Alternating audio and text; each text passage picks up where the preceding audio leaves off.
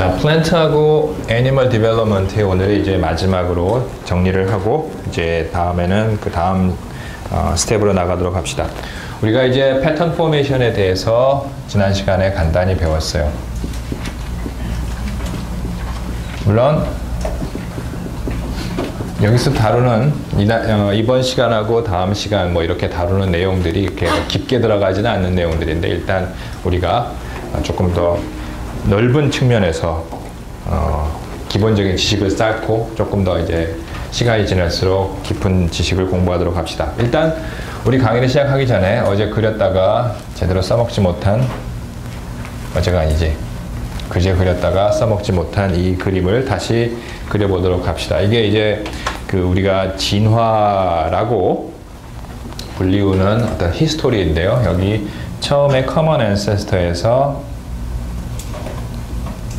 분지를 해 나가서 이제 프로캐리엇으로 분지되는 것, 그리고 이쪽에 유캐리엇으로 분지가 되는 형태로 나가다가 나중에 이제 플랜트하고 애니멀로 분지가 된다고 이제 우리가 생각을 하고 있고요. 그 중에 두 가지 중요한 화살표를 이렇게 그리라고 제가 말씀을 드렸습니다. 첫 번째 화살표는 이제 마이토콘드리아의 이동인 것으로 생각이 되고요. 두 번째는 이제 플라스티드, 색소체. 그러니까 뭐 고등생물체에서는 이제 엽록체에 해당되는 이제 클로로필 해당되는 것이 아마 프로캐리엇에서 플랜트로 이동을 했을 거라고 생각을 하는데, 이 내용을 우리가 염두에 두면서 공부를 해보도록 합시다. 자, 오늘 이제 처음 들어갈 내용은 이제 크로마틴 프로세스입니다. 자, 크로마틴이라고 하는 것은 말 그대로 핵 안에 있는 염색질에 이제 해당되는 것인데, 결국은 우리가 이제 그 디벨롭먼트를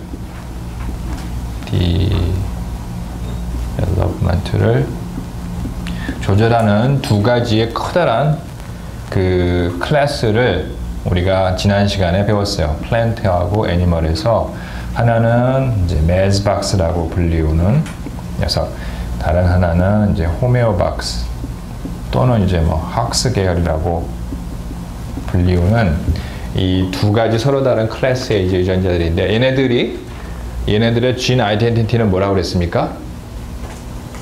뭐라고 그랬어요? 트랜스크립션 팩터라고 그랬죠. 결국 트랜스크립션 팩터들이 중요한 역할을 하는데, 자, 그러면 트랜스크립션 팩터가 하는 일을 우리가 한번 생각을 해봅시다. 트랜스크립션 팩터는 프로틴입니다. 대부분 단백질이고, 이 단백질이 이제 어떤 일을 하려면 얘가 하는 일은 이제 자기가 결합해야 될 DNA, 타겟 DNA가 되겠죠. 타겟 DNA에 가서 붙어서 실제로 전사를 일으키는데 그 기계적인 역할을 담당하고 있는 RNA 폴리머레이즈 2의 이 액션을 이제 얘가 어떤 형태로든 뭐 더 도와주든지 이니비션을 하든지, 그러니까 포지티브하게 역할을 하든지 또는 네거티브하게 역할을 하든지 해서 이 트랜스크립션을 조절하는 역할을 합니다. 자, 여기까지는 따라오시겠죠? 네? 어렵지 않죠? 뭐 다 어렵지 않아요. 알고 보면. 내 강의가 뭐 어려운 걸 안 가르치기 때문에. 자, 트랜스크립션 팩터가 있고 얘가 자기 타겟 DNA에 바인딩해서 트랜스크립션을 조절을 해요. 자, 그러면 여기까지는 우리가 이제 쉽게 이해할 수 있는데, 이제 여기서 우리가 왜 크로마틴을 공부하려고 하냐면은, 여러분들이 이제 아마 배운 사람들도 많이 있겠지만은, 자, 이게 트랜스크립션 팩터가 있고요, RNA 폴리머레이즈가 있고, 타겟 DNA가 있다면, 이게 우리가 이제 쉽게 그려놔서 그렇지, 사실 DNA의 컨포메이션을 보면은 DNA라고 하지 말고 지놈이라고 합시다. 크로모솜의 컨포메이션을 보면 여러분들이 옛날에 배웠어요. 크로모솜에서부터 이게 이제 풀리고 풀려서 맨 마지막에 이 더블 스트랜드의 DNA까지 이 풀어져 가는 과정을 배웠습니다. 어디서? 일반 생물학에서. 일반 생물학 기억나요? 배웠어요. 제가 여러분들 한 3학년, 4학년이 됐을 때 누군가 찾아와서 물어봅니다. 교수님, 방학 때 뭘 공부하면 좋을까요? 저는 항상 얘기합니다. 일반 생물학을 해라. 일반 생물학은 여러분들이 생물학도로서 배워야 될 모든 것을 담고 있어요.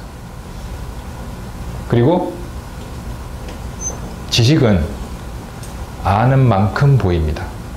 제가 여기서 똑같은 강의를 하지만 만약 여기에 초등학생을 앉혀놓고 여러분을 앉혀놓고 또는 여러분보다 좀 더 고등 지식을 쌓은 사람들을 놓고 가르쳤을 때 초등학생은 자기가 아는 범위 안에서만 받아들여요.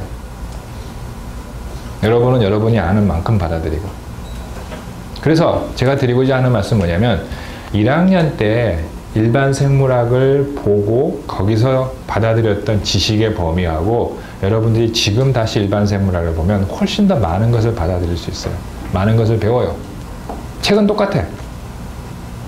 당시에는 무슨 소리인지 모르고 그냥 들었던 내용이 이제 와서 다시 보면 훨씬 더 많은 내용들을 여러분들이 소위 통합적으로 인티그레이티브하게 들여다볼 수가 있어요. 그래서 방학 때 시간이 남는 사람이 아니라 시간을 남겨서 일반 생물학 책을 한번 봐보세요.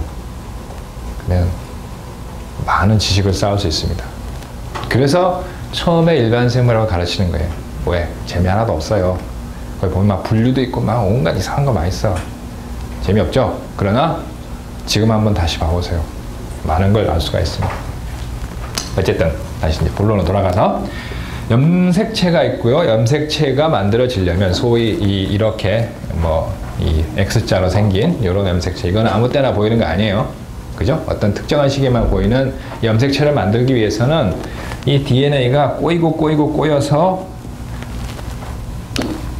새끼줄 꼬듯이 꽈서 이런 형태가 만들어지는데, 이런 DNA와 단백질 간의 인터랙션이 실제로 일어나기 위해서는 물리적인 공간이 필요합니다. 이런 단백질이 들어갈 자리가 있어야 돼요. 그런데 이렇게 꽈놔서는 도저히 이 단백질들이 접근할 수 있는 공간이 없어요. 그래서 우리가 유전자 발현이 되기 위해서는 소위 gene expression, 특히 여기서 이제 gene expression이라고 얘기하는 것은 대부분의 경우에 전사인데, 전사가 일어나기 위해서는 적어도 이 두 개의 컴포넌트, 트랜스크립션 팩터하고 RNA 폴리머레이즈가 들어갈 수 있는 공간이 있어야 돼요. 공간이 없으면 이 타겟 자리가 있어도 얘네들은 전사가 되지를 않아요. 무슨지 아시겠어요? 그러니까 DNA가,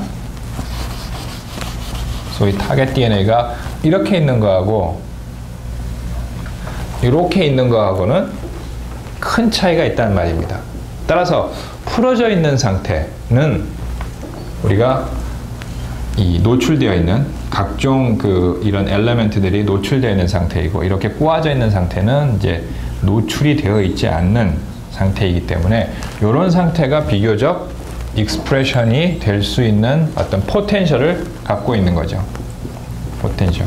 여기에 이제 노출이 되고 나서 거기에 이제 트랜스크립션 팩터라든지 RNA 폴리머레이즈라든지 이런 놈들이 와가지고 전사를 시키는 거고요. 여기에서는 이런 단백질들이 와 봐야 접근할 수 있는 공간이 없기 때문에 여기는 이제 도저히 전사가 일어나지 않는 거예요. 발현이 일어나지 않아요. 따라서 디벨롭먼트를 조절하는 중요한 클래스는 트랜스크립션 팩터라고 그랬어요. 그건 물론 애니멀하고 플랜트가 좀 다르긴 하지만 어쨌든 같은 클래스의 이 트랜스크립션 팩터가 타겟 유전자를 조절하기 위해서는 이 단계에서의 조절도 중요하지만 그 전 단계 크로마틴 레벨에서의 조절도 매우 중요하다는 것입니다. 염색질을 꽈놔서 물리적인 공간을 만들지를 않는다면 이러한 트랜스크립션 팩터가 있어도 여기에 결합을 할 수가 없고요. 풀어놓으면 공간이 생기니까 이제 다른 여러 가지 것들이 들어와서 이제 조절할 수 있는 가능성이 높아져요.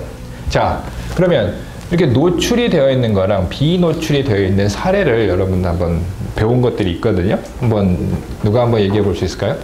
자, 여러분들은 지금까지 뭐 아주 디테일한 것들 많이 배워왔어요. 숲도 아니고 나무도 아니고 풀에 있는 어떤 조직의 세포 안에 무슨 어떤 거기에 그런 거에서 많이 배워왔는데 그런 디테일한 것에 조금 더 떨어져 봅시다. 브로드하게 숲을 한번 봐봅시다. 자, 이러한 현상이 일어나는 것들이 몇몇 군데에서 일어나요. 몇몇 케이스들이 있습니다. 거기에는 물론 히스톤 아세틸레이션도 있고 뭐 디아세틸레이션도 있고 메틸레이션도 있고 뭐 여러 가지가 있어요. 자, 너무 깊게 들어갔어요. 훌륭한 학생이긴 한데 조금 더 한 스텝 퍼더 뒤로 돌아가서 이러한 현상이 일어나는 것들이 어떤 것이 있습니까? 사람의 경우에는 X 인액티베이션, X 크로모솜에 일어나는 인액티베이션. 자, 이런 이 X 크로모솜에 일어나는 현상, 이런 이 눈으로 보이는 걸 뭐라고 그랬어요? 바소체, 바바디라고 그러죠. 자, X 크로모솜에서 일어나는 현상을 우리가 이제 바바디라고 부르고요. 여기서는 이제 두 개의 X 중에 어느 하나를 이렇게 이제 인액티베이션 시키는, 꽈서 인액티베이션 시키는 것도 있고. 자, 이러한 현상이 하나 있고. 자, 그 다음에 초파리에서 발견되는 현상도 있었죠. 어떤 것이 있었습니까? 오버 익스프레션이 되면 어떤 현상이, 어떤 눈으로 보이는 시각적인 현상, 그걸 뭐라고 그러세요?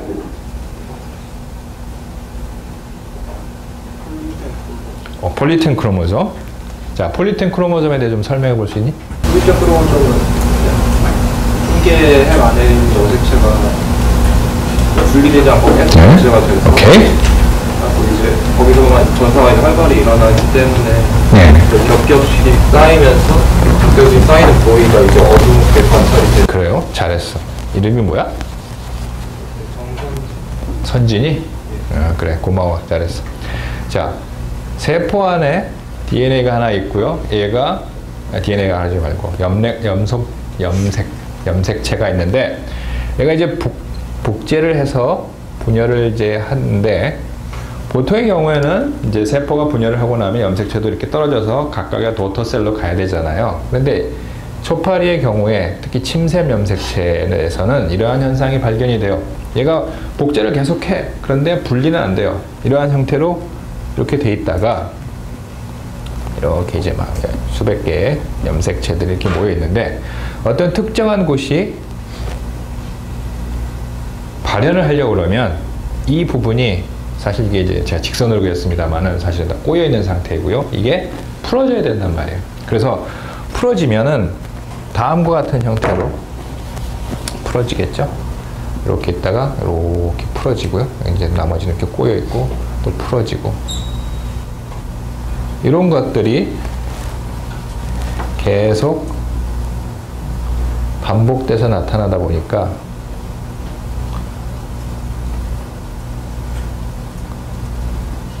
요거 계속 그리면 이번 강의 시간 다 가겠어요.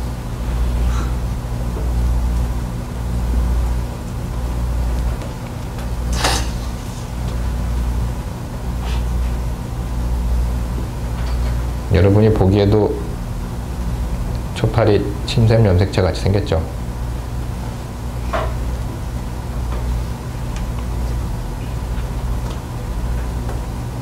자, 여기까지만 그립시다. 자, 이것이 이제 소위 우리가 그 초파리의 침샘에서 발견되는 폴리틴 크로모솜의 하나의 예입니다. 이것은 이제 현미경적으로도 관찰할 수 있을 뿐만 아니라 분자생물학적으로서는 이 크로마틴의 변형, 염색질을 꽈놨는지 풀어놨는지에 따라서 유전자 발현이 조절되는 아주 중요한 어떤 현상 중에 하나예요. 따라서 이렇게 꽈져 있는 부분, 이런 것들은 이제 진한 밴드로 나타날 것이고요. 이렇게 풀어져 있는 부분은 마치 이렇게 김밥 옆구리 터진 것처럼 옆으로 튀어나와서 소위 우리가 이것을 이제 퍼프라고 부르는데 이러한 형태로 나와 있는 부분을 관찰하게 되죠. 그래서 이 부분, 이렇게 삐져나와 있는 부분이 염색질이 풀어져 있는 상태가 되게 됩니다. 그래서 염색질이 풀어져 있으면 아무래도 거기는 물리적인 공간이 생길 테니까 트랜스크립션 팩터나 뭐 다른 여러 가지 조절 분자들이 들어가기가 쉬울 거예요. 자, 그러면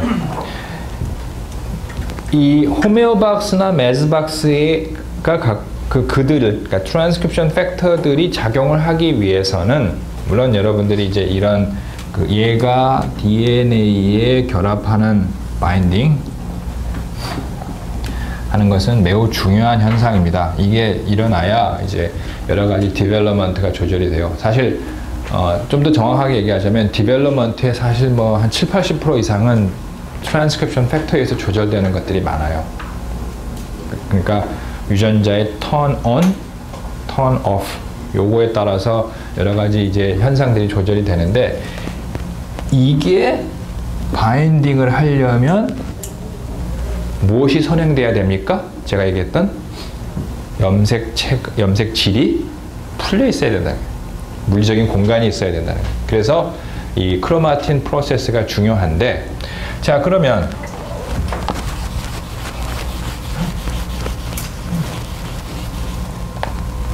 플랜트하고 애니멀에서는 이 염색질의 컨포메이션, 우리가 이제 꽈져 있는 상태를 헤테로크로마틴이라고 하고 풀어져 있는 상태를 유크로마틴이라고 우리가 부르는데, 이 두 개를 조절하는 그 유전자 군들이 있어요. 단백질 군들이. 애니멀에서는 이렇게 부르는, 얘는 이제 풀네임은 Enhancer of Progestin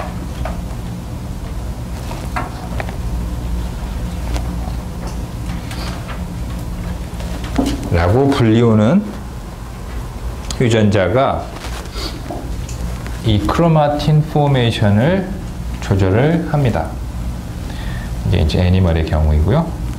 플랜트의 경우에는 이 똑같은 현상을 조절을 하긴 하는데 다른 유전자군이 조절을 해요. 거기에는 이제 그 CLF라고 불리우는 유전자군이 조절을 합니다. 얘의 풀네임은 컬리 리프입니다.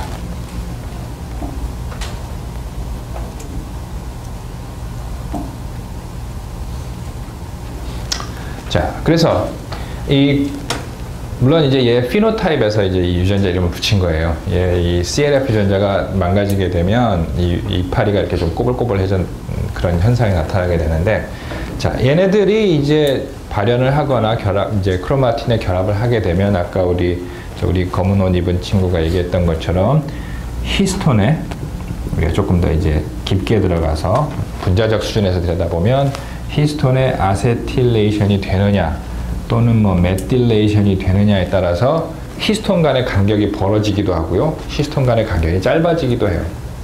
그래서 아세틸레이션이 되면, 물론 모든 아세틸레이션이 다 액티베이션 시키는 건 아니지만 아세틸레이션이 되면 일반적으로는 액티베이션이 됩니다. 무슨 얘기냐? 우리가 DNA가 그 단백질을, 히스톤 단백질을 감고 있잖아요. 그죠? 배웠죠? 배웠니? 배웠냐? 안 배웠냐? 배웠지. 몇 번 감냐? 몇 바퀴 도냐? 2바퀴 딱 도냐? 2.5바퀴와 2바퀴 반? 돌아. 이렇게 빙빙 도는데 바로 옆에도 히스톤이 이렇게 있을 거고요.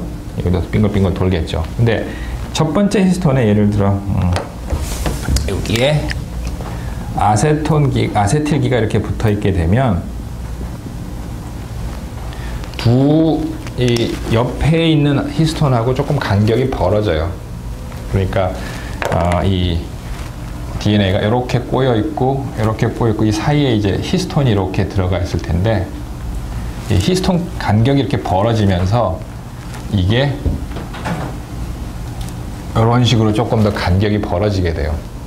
마치 지금 그런 거 하나 모르겠다. 교련하냐 요새? 안 하냐? 교련은 아냐? 교련 안 해? 없어졌어? 언제 없어졌어?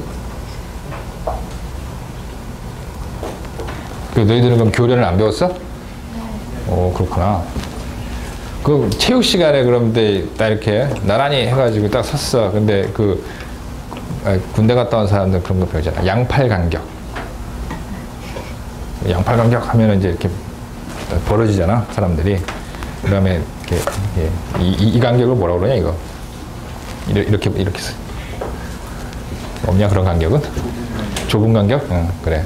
훌륭해, 반장. 그래서 얘는 양팔 간격이고, 얘는 좁은 간격이야. 그래서 이렇게 공간을 버려놓으면 아무래도 다른 이제 이런 조절 분자들이 와서 붙기가 좋다는 거예요. 그래서 어쨌든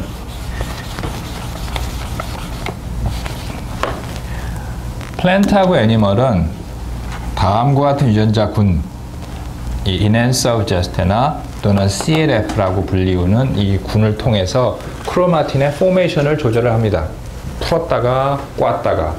그러니까 조금 더 꽈다 그러지 말고 좀 더 이제 과학적인 용어를 씁시다. 컨덴스드 되어 있거나 아니면은 얘를 풀거나 루스하게 풀어놓거나를 조절을 하게 되는데, 그러면 이 두 유전자 군이 애니멀하고 플랜트에서 서로 다른 일을 하잖아요.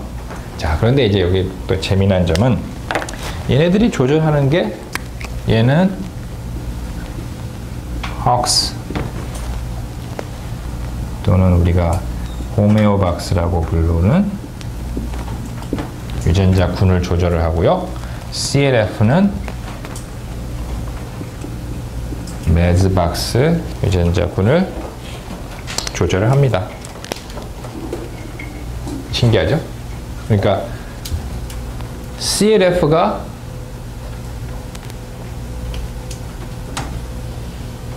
변형이 되면, 또는 Enhance of Gest가 변형이 되면, 얘네들도 결국은 이제 단백질이잖아요. 얘가 트랜스크립션이 되어야 얘가 단백질로 만들어질 거 아니에요. 매즈박스 단백질이 만들어져서 어디 가서 이렇게 붙겠죠. 또는 얘도 트랜스크립션이 되어야 어디 가서 이렇게 붙어서 일을 하게 되는데, 그러니까 결국 얘네들이 액션을 하기 위해서는 단백질로 만들어져야 되고, 단백질로 만들어진다는 것은 얘가 전사가 돼야 된다는 얘기예요. 그러면 전사가 되려면 얘도 풀려져야 된다는 얘기죠. 풀어지지 않으면 얘도 전사가 안 돼. 그래서 얘의 전사를 되도록 해주는 크로마틴 모디파이어들, 크로마틴의 형태를 조절하는 것은 얘네 둘이라는 얘기예요. 자, 그러면 이걸 다시 종합을 해보면, 플랜트하고 애니멀에서 플랜트는 CLF라고 불리우는 유전자군, 여기서는 Enhance of Gest라고 불리우는 유전자군이, 플랜트는 매즈박스 계열, 여기서는 호메오박스 계열의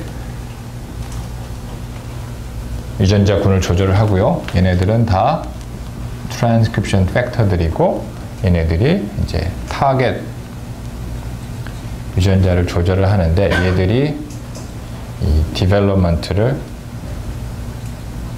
조절을 합니다.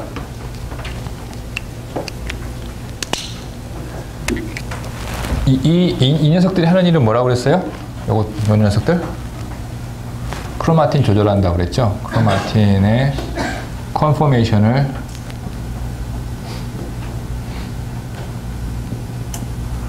조절을 하는데, 자, 그러면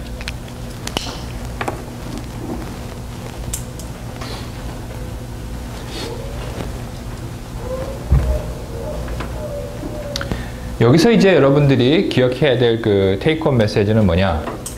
메시지 뭐냐면, 이 둘 간에 수평 방향이라고 해야 되나? X축 방향의 이 두 개의 컴포넌트들의 호몰로지는 없어요. 이 둘 간은 서로 같은 유전자가 아니야. 시퀀스를 보면요. 얘들도 마찬가지고요. 이 둘을 서로 비교해 보면 이 둘 간의 시퀀스 호몰로지는 없어요. 얘도 이 둘을 비교해 보면 없어요. 거의 없어. 무시할 만해. 그러나 지금 하는 일을 보면 크로마틴 모디파이어들이 트랜스크립션 팩터를 조절하고 걔가 어떤 타겟들을 조절을 해서 디벨롭먼트를 조절하는 이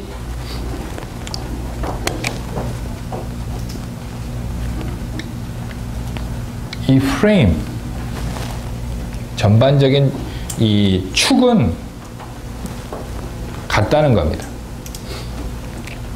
다시 얘기해서 로직이 디벨롭먼탈 로직은 같아요. 물론 거기에 들어가는 구체적인 컴포넌트들은 다르나 생김새가 다르게 생겼지만 로직 자체는 서로 플랜트나 애니멀이나 같다고 그러지 말고 거의 유사한 로직을 사용해서 디벨롭먼트를 조절한다는 것입니다.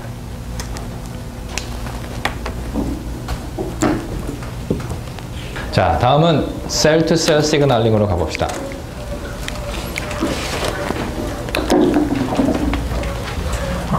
자, 세포와 세포가 서로 인접해 있죠. 인접한 세포가 이렇게 있는데 이 둘 간에는 서로 많은 교류가 일어납니다. 세포와 세포는 막 또는 이제 식물의 경우에는 벽으로 둘러싸여 있긴 하지만 걔네들은 서로 떨어져 있는 구조물들은 아니에요. 완전히 독립된 구조물은 아니고 그 사이에 수많은 교류가 일어나고 있어요. 물론 이 안에는 이제 여러 가지 채널도 있고요. 또는 이제 실제로 이렇게 이런 포어, 구멍도 있고요.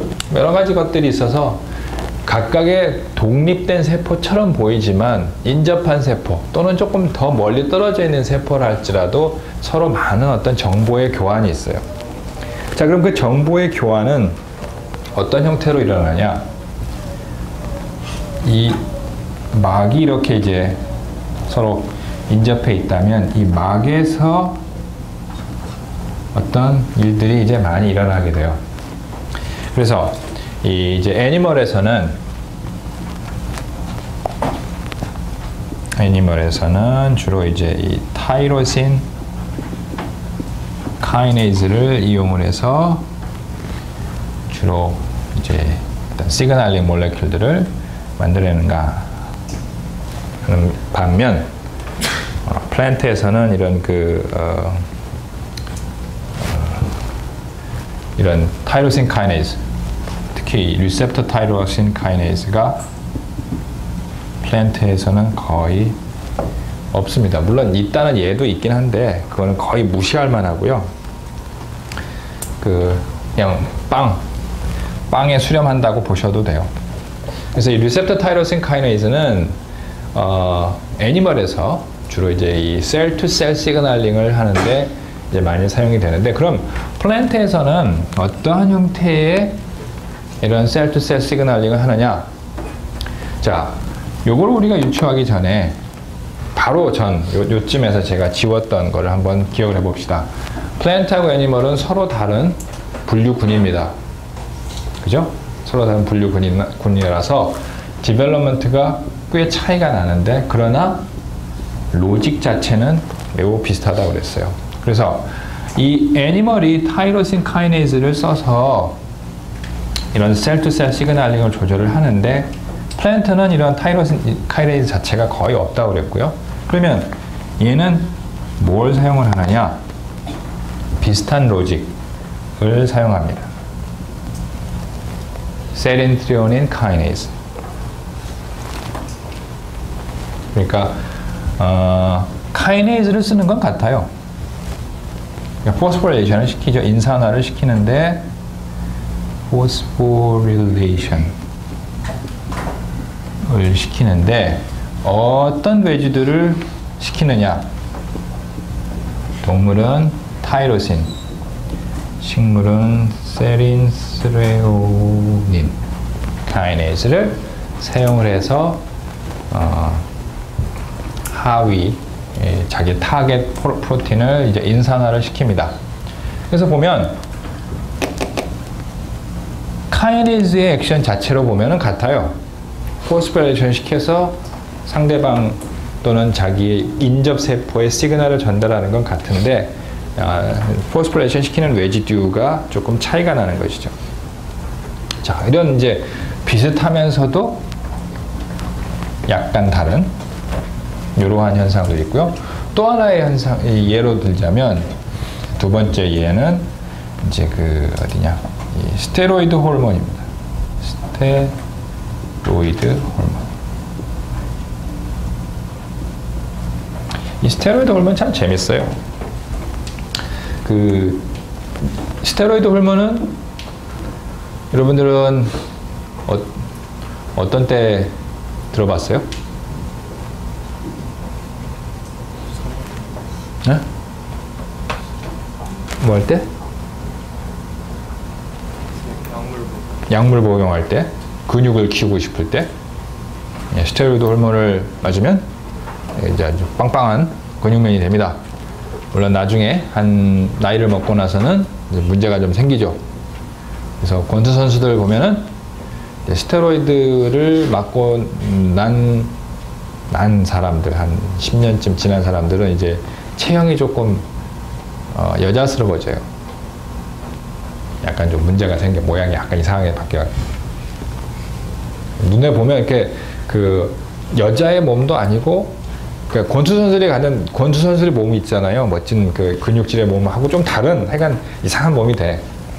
그런데 이 스테로이드 호르몬이 재밌다고 하는 이유는 뭐냐면, 스테로이드 호르몬은 애니멀에만 있는 게 아니라 플랜트에도 있고요. 플랜트에도 스테로이드 호르몬이 있고, 희한한 것은 플랜트에서 뽑은 스테로이드 호르몬을 애니멀에다 넣잖아요. 그럼 잘 워킹을 해요.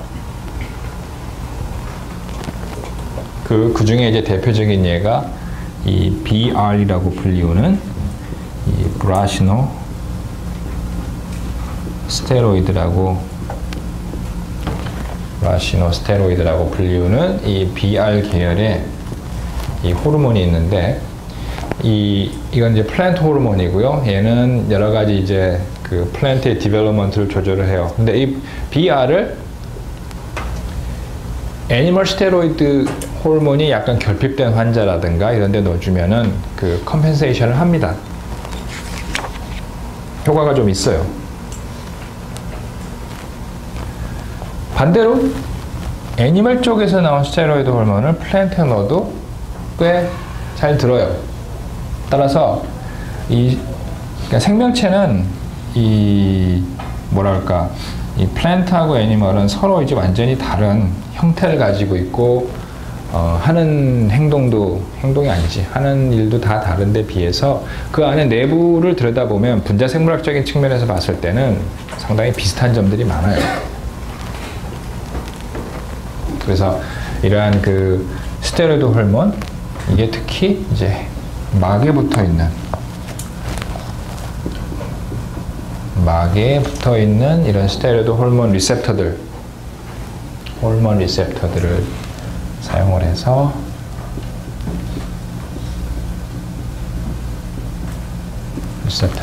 해서 인접세포 간의 정보를 교환하는 측면은 이 애니멀 셀이나 플랜트 셀이나 비슷합니다. 자, 오늘은 이제 마지막으로 horizontal transfer를 보도록 합시다. 자, horizontal transfer는 제가 이제 여기 그림에 그렸듯이 여기서 그림에서 느낄 수 있는 하나의 이제 큐가 있어요. 자, 제가 화살표를 두 개를 그렸는데 이 수평 방향으로 무엇인가가 이동을 해 간 것입니다. 그래서 이제 horizontal transfer라고 부르는데, 자, 그러면 플랜트하고 애니멀이 서로 분지가 된 것은 이것이 이제 유캐리오틱 셀에서부터 분지가 됐다고 생각을 하는데, 그 전에 프로캐리오틱 셀에서부터 유캐리오하고 갈라지는 이러한 포인트가 있었을 것이다. 이러한 어떤 그 분지점을 우리가 이제 유추해 볼 수가 있는데요. 그럼 horizontal transfer라는 것은 뭐냐? 진화라고 생각되는 이 흐름이 항상 이 방향으로 가는 것은 아니더라는 거예요. 지금의 데이터를 모아보면 무슨 얘기냐? 지금 이제 얘기하려고 하는 것은 이거입니다.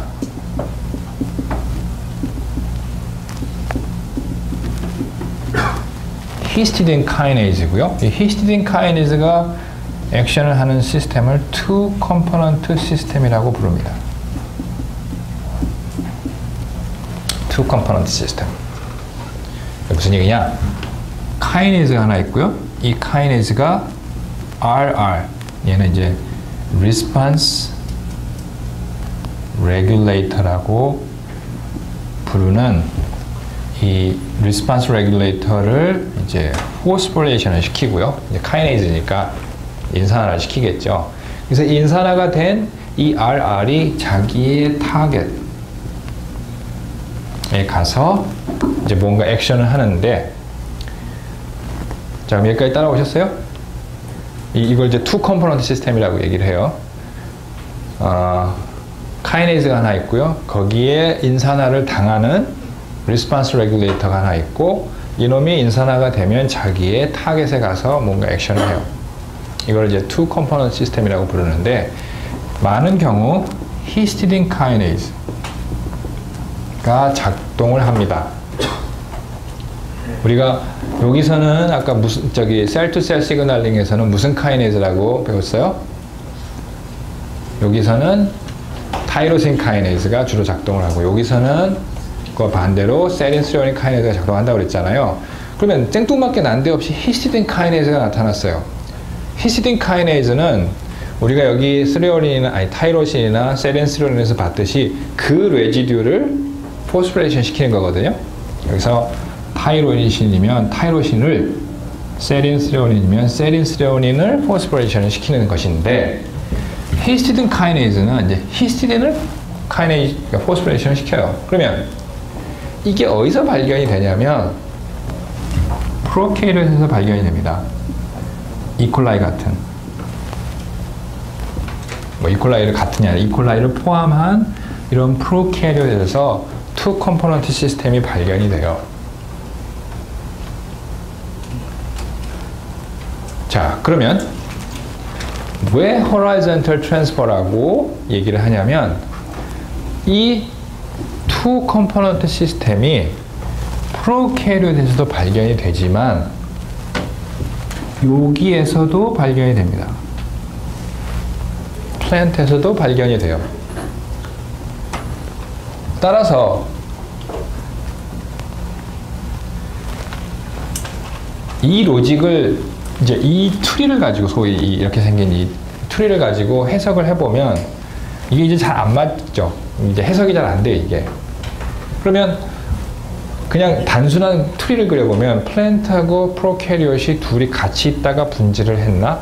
그럼 나중에 애니멀이 떨어져, 아니, 그 전에 애니멀이 떨어져 나가고, 예를 들어 애니멀이 먼저 떨어져 나가고 프로캐리ot과 플랜트가 이렇게 떨어져 나갔나? 이렇게도 생각해 볼 수 있고, 여러 가지 다양한 방법을 생각해 볼 수가 있거든요. 그러면 이것만 들여다보면, 그러니까 이 투 컴포넌트 시스템만 들여다보면 이런 로직이 맞는 것 같은데, 실제로 다른 증거들, 뭐 마이토콘드리아나 색소체나 이런 여러 가지 것들을 보면은 이거보다는 이게 더 맞는 것 같아요. 자, 그러면 이 증거로 봤을 때는 투 컴포넌트 시스템은 애니멀하고 플랜트가 서로 갈라진 다음에 아마 프로캐리ot에서 플랜트 쪽으로 뭔가 이동을 한 것이 아닌가라는 추측이 가능하게 됩니다. 그래서 프로캐리ot에서 플랜트로 뭔가 이동을 했고요. 이 투 컴포넌트 시스템은 애니멀에서는 발견되지가 않아요. 자,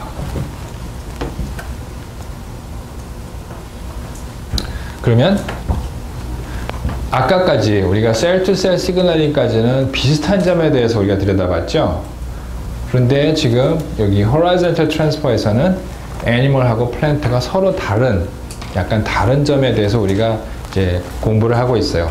그래서 그 중에 하나의 예는 이 two component system이라는 것은 두 개의 분자가, 하나는 histidine kinase 그리고 다른 하나는 소위 RR이라고 불리우는 이 response regulator가 이제 서로 액션을 하게 되는데, 그 지난 학기의 강의에 보면은 이제 요만큼만 얘기하면 너무 수준이 낮다. 강의 수준을 올려라. 그렇기 때문에 조금 더 얘기합시다. 그럼 이제 여기서 먼저 오토포스포릴레이션이 일어나요. 포스포릴레이션. 히스티딘 카이네즈가 자기를 스스로 이 히스티딘기를 오토포스포릴레이션이 일어나고, 이 오토포스포릴레이션이 일어나면 이제 얘가 일어나면 이 히스티딘 카이네즈가 HK가 액티베이션이 됩니다. 활성화된 상태가 돼요. 액티베이티드가 되고, 액티베이션 된 HK는 이 RR의 이 아스파틱 애시드, 이 ASP 레지듀를 다시 이제 포스포릴레이션을 시켜요. 여기를 포스포릴레이션을 시킵니다. 정리를 하자면 HK가 HKP가 되고요. 오토포스포릴레이션이 되고, 이놈이 활성화된 녀석이 리스폰스 레귤레이터에 포스포릴레이션을 시키는데, 그게 ASP 레지듀의 이 잔기에다가 포스포릴레이션을 시켜요. 그러면 이놈이 이제 이렇게 자기의 타겟으로 이동을 해가지고 타겟 유전자라든가 뭐 이런 데 이동을 해서 얘를 이제 액티베이션을 시키죠. 요게 이제 이 투 컴포넌트 시스템의 이제 기본적인 골격인데, 이러한 녀석이 플랜트에도 발견이 되고 프로캐리어트에서도 발견이 되더라. 그래서 이콜라이에서 발견되는 형태는 그 ENV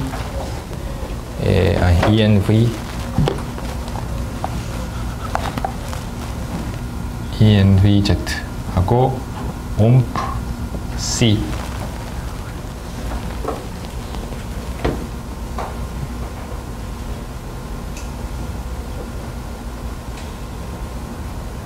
아니다. OMP-C가 아니라 OMP-R이다. OMP-R이 OMP-F랑 OMP-C를, 얘네들이 이제 그 리스폰스 레귤레이터인데, 얘네들을 조절을 해서 타겟 유전자를 조절을 하는데, 요 스텝은 이런 그 프로캐리어에서 어떤 데 사용이 되냐면 오스모틱 이 프레셔, 삼투압에 관련된 스트레스를 조절하는 데 사용이 돼요. 자, 그러면 이 히스티딘 카이네이즈, 그리고 리스폰스 레귤레이터, 그 다음에 타겟 유전자가 이렇게 있으면 이거랑 이제 같은 로직이 플랜트에도 존재하게 되는데, 거기서는 이제 어떤 데 관여를 하는 것들이 있냐면 에틸렌 리스폰스,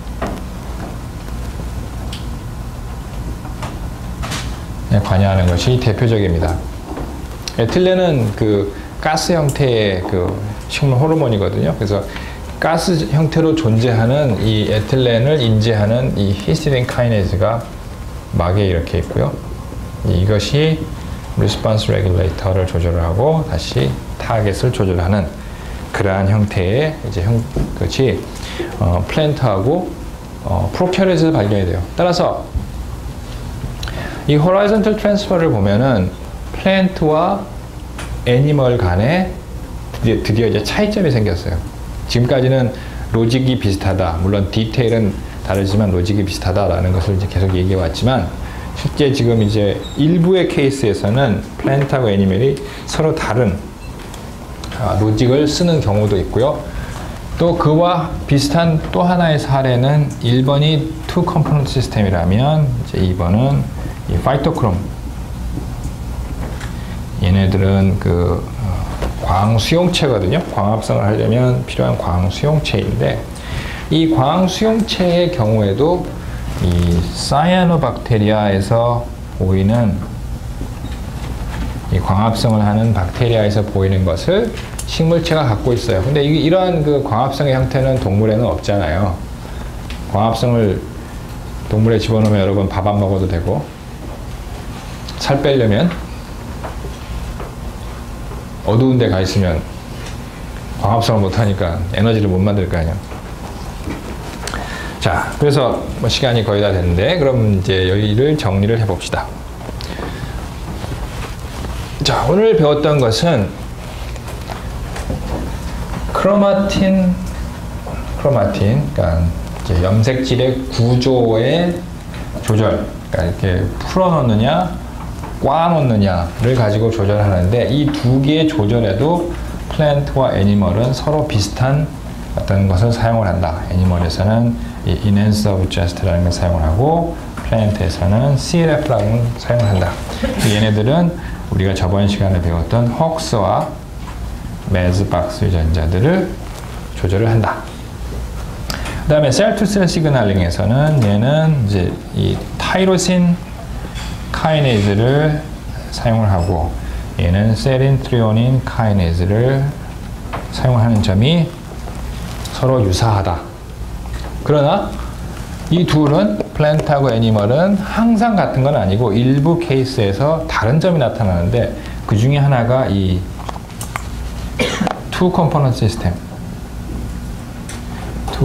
시스템이고, 이 투 컴포넌트 시스템은 여기에는 없지만 얘는 프로캐리엇과 비슷한 어떤 특성을 양쪽이 가지고 있다. 그런 그 어떤 로직을 갖고 있다. 그래서 지금까지 했던 얘기들을 다 종합을 해보면, 플랜트하고 다른 어떤 그 킹덤에 있는 녀석들은 뭐라고 우리가 얘기할 수 있냐면,